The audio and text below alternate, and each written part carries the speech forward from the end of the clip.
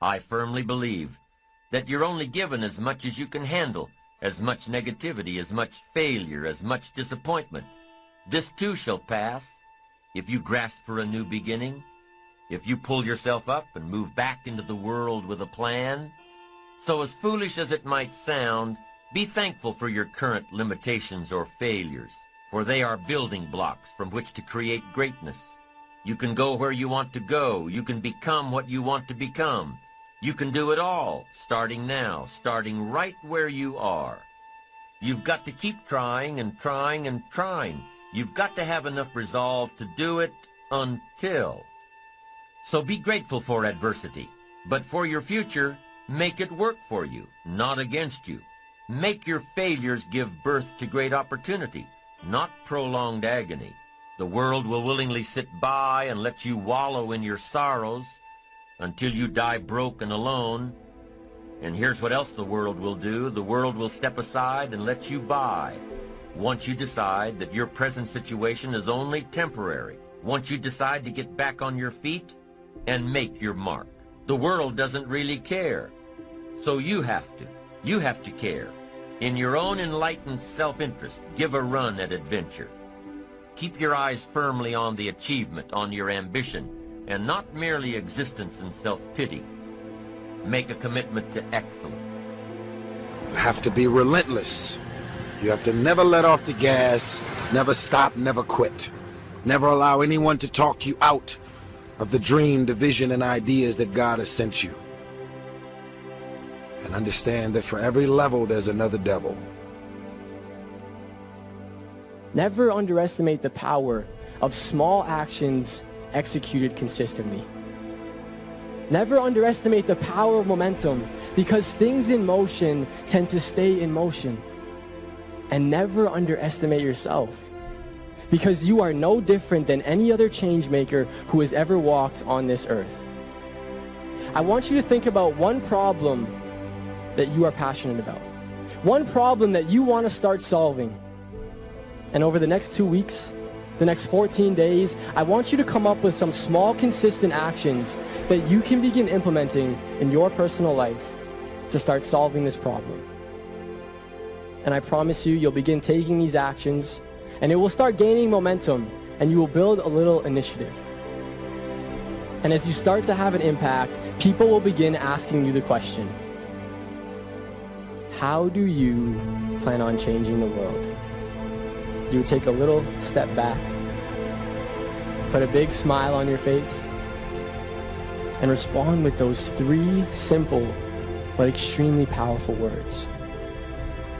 Small, consistent actions. The first thing you've got to do is decide if where I am hurts, if where I am is killing me, where do I want to be? Decide clearly and define where it is you want to be. What would it feel like to be more happy? Like define that, so where do you want to be? When you're working in these moments of desperation, where things are just so raw that you need to survive, you start taking this kind of honest inventory of yourself and you put things together. That's how you do it. So decide where you want to be. Look at your inventory and figure out what needs to go and what you need to add, what you need to build on. This is how life works. You can do this stuff because once you do that, it puts you in a whole different place. It puts you in a place where you have the tools to save yourself. Right? When nobody's coming, when there's no help coming, what are you going to do? You're going to sit there and just die? So you've got to do this thing yourself. And how do you do this? You've got to get inside yourself and pull something out of yourself and get into this process that's saving yourself. It's going to be a process. Is it going to be hard? Yes, it's going to be hard. Is it going to be a struggle? Oh, I can guarantee that. Is there going to be some pain? You better believe there'll be some pain. But what you're going to discover is that you're a different creature. You're a different creature. You're not somebody who's living this pre-packaged life where everybody knows how your story is going to end, where everybody knows what's possible for you. No, that's not it. You're a different creature. Your blueprint is magnificent. Your blueprint is creative. You can do more than this. You can save yourself. You have the power to change your reality. You don't like where you are? You can change it. That's in you. That's what you discover. The kind of creature you are, the real nature of who you are. But you've got to be willing to reinvent yourself. And that's the key. That's the key. If you want to save yourself when you get moments like these, in these hard, difficult times when it looks like nothing is going to work, you're just going to rot and die and everything you've worked for is falling apart, nobody's going to help you, you've got to reinvent yourself. Just keep moving forward. Stay busy. Moving in the right direction. Looking, opening doors, knocking on doors, finding a way out of no way. When life goes from bad to unbearable. So when you've been knocked to your knees, your back is against the wall, right? You've run out of money, you've run out of friends, people who believe in you and in your ideas. You've been used up and thrown away. Right? You're desperate, you're afraid. Right? It hits you that this is it, this is do or die, and it's just me. Right? It's just me. That's how life works. In life, things will happen to you that you can't expect, you can't anticipate, you can't plan for. They just show up. And at that point, you have a decision to make. You have decisions to make. You can decide, I'm going to quit. It's over. I can't do this anymore. I've spent too much time, too much blood. I've spent so much building this thing, working on this dream, raising this family. I can't do this anymore. It's over for me. I quit. You can decide that. Or you can decide that no, this isn't it for me. This isn't how my story ends. This isn't it. I didn't spend all this time building this business, raising these kids, building this family just to walk out on them. I didn't spend all these years being sober just to quit. Now, I didn't get this far just to die like a dog in the street. No, this isn't it for me. This isn't over for me. No, I'm going to survive this. All right, nobody has my back, but it's do or die, and I'm going to survive this thing. You can decide that, and when you decide that, you're doing that in a moment of desperation. And here's what I've discovered about desperation. In desperation, you discover truth. Truth. Because your walls fall down. All that stuff falls apart. And all that's left is truth, because you've got to get out of here. No time for games, no more excuses. A lot of people give up. They surrender. They run with their tails between their legs. It's a God-ordained opportunity. There are opportunities here. In the midst of crises, 3 types of people are going to come out of this. Millionaires, billionaires, and witnesses. People who stood around and watched. You have something special. You have greatness in you. And whatever, no test, no testimony, whatever is in front of you, you have the power to handle it. But I don't know what to do. Okay, got that. You don't know what to do. Figure it out. You don't have to know what to do. Walk by faith and not by sight. Figure it out. Everything that exists, somebody was willing to put in the energy and the time to figure it out. And even when we see the power of it, the need for consistency, we all know that it's underrated. It's not celebrated. We can flip through Instagram and we can flip through social media and celebrate when someone loses. It's easy to celebrate when someone loses 50 pounds in 2 weeks, and we celebrate it and it's awesome, and I think we should. But it's easy to overlook the person who's maintained a weight for a whole year from consistently eating healthy, consistently working out, and consistently making decisions every day to maintain the year goal weight. It's easy to celebrate one-offs, to celebrate the moment, and we should. Hear me. I am just telling you that we get bored of consistency. You see, we assume in our culture today that growth, new levels, promotion all come quickly as a result of a moment of faith. We celebrate the tip of the iceberg, but what we often miss and what is underrated, Daniel, is this huge amount of consistent faith under the water. What areas of your life do you need to be more consistent in? Some of your thoughts and visions are so big and so outlandish and so powerful and amazing, you'll end up talking yourself out of that dream from saying, I can't afford that. Well, guess what? There's a lot of shit I can't afford. There's a lot of visions and dreams that I still can't afford. I came here to remind you that when people laugh at your visions and ideas, it's only because they don't have their own visions and ideas around what they're supposed to do with their life or their careers. People that don't have their own visions they become vision killers. They don't have dreams for themselves. They don't have any hopes. They're hopeless. They're uninspired, unmotivated. They have no dreams. They have nothing that they're ambitious about. But I want to remind you to continue to dream and dream big. I have a habit of dreaming with my eyes open. I get very inspired by the things I see. I just wanted to remind you to dream and dream big. You have to be able to see what doesn't exist in order to be able to pull off or achieve what in most people's minds seems to be impossible. Only those that can see the invisible, being able to see what's not there. What is your vision? What is your idea? What was that God-sent dream?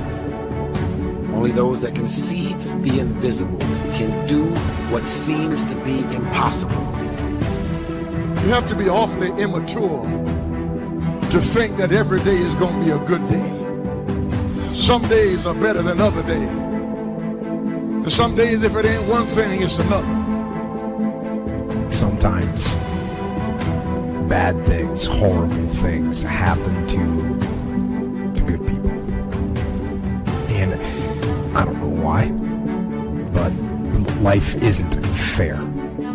Life isn't fair. Life just is. It wasn't fair. The fact that you're still alive and still on this earth, even though it's been challenging and rough, and sometimes you get discouraged and uninspired to keep going. God has a plan. You will grow through what you go through. Everything that you're going through, at some point, it makes no sense to you right now. But at some point, God is going to reveal to you why all of these issues, challenges, and problems continue to show up and what you were supposed to learn from it. A good person in the wrong place, in the wrong time, can end up just a victim of fate and of reality. And it can be horrible and heart-wrenching, and disease like cancer and MS and horrible diseases and accidents, but when those bad things happen, what are you going to do? How are you going to lead? Are you going to get angry? Are you going to start going down the spiral of negativity?